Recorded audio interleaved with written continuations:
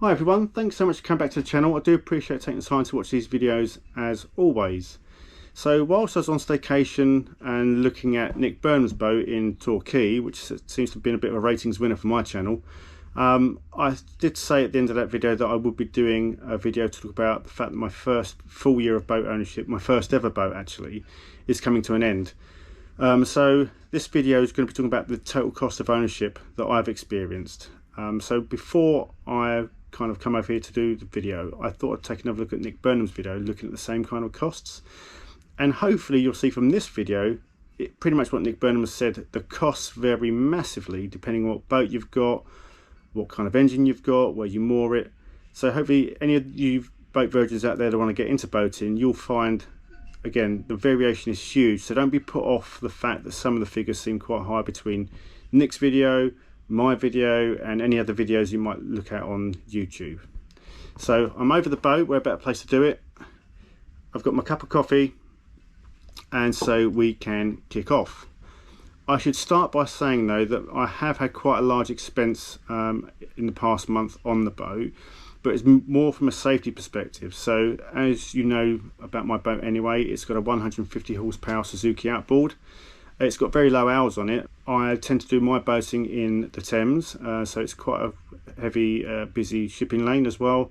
So if anything happens to that engine, I'm going to be literally up the Thames without a paddle. So I thought what I would do is buy a spare outboard, and that outboard cost me just shy of £1,200 brand new. Now when you look at the costs that I'm about to go through, the essential costs, the optional costs and the maintenance costs, you're going to easily be able to argue and pull apart whether you agree or disagree with me, because every person's requirements are going to be different. But if you remember that when I got this boat, I had nothing, so I was a completely blank sheet of paper in terms of all the equipment I needed. I got lots of advice from people, but I had to buy everything. So those equipment costs, you could easily kind of cut and paste that out if you needed to, because you've got some of the equipment from friends and family or other people you know. But for me, the kind of non-negotiable piece, to do the training, get your powerboat level 2 training, and also do your VHF radio course. All of those other costs, I think you could argue to some degree, are not necessarily essential. But the next one on that list, I think that is your boat insurance.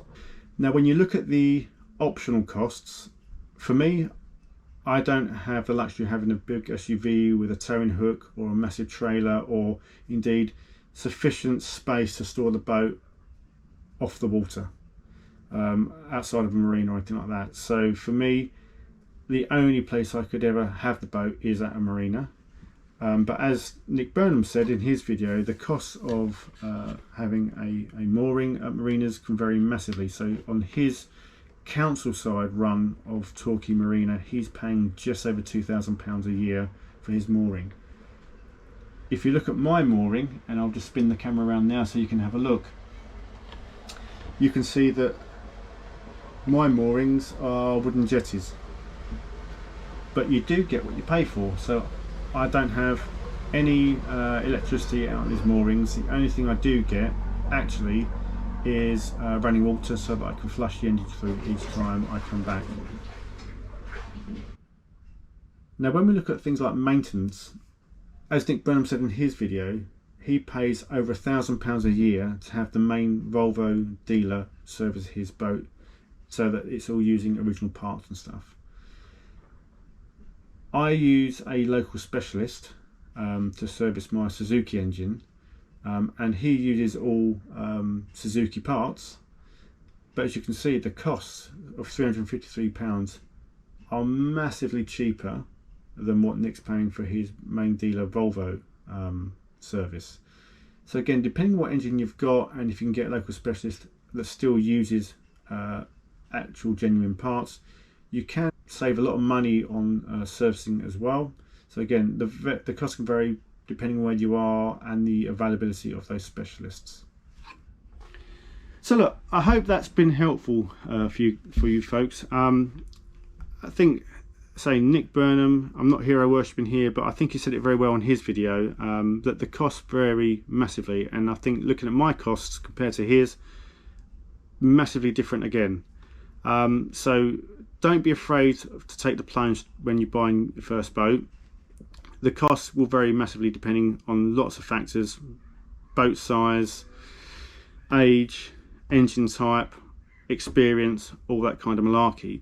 But it's not in the realms of the elite. So look, and just to prove that, look, my boat, it's 23 feet long. It's not a palace by any stretch of the imagination. Friends and family are enjoying it, so take the plunge. It's not as daunting as it first seems, and I wish I'd done it years ago actually. So again, I hope this video has been helpful for you and enlightening. Any questions, comments, please do let me know. Happy to take your feedback as always, and until next time, take care. Bye bye.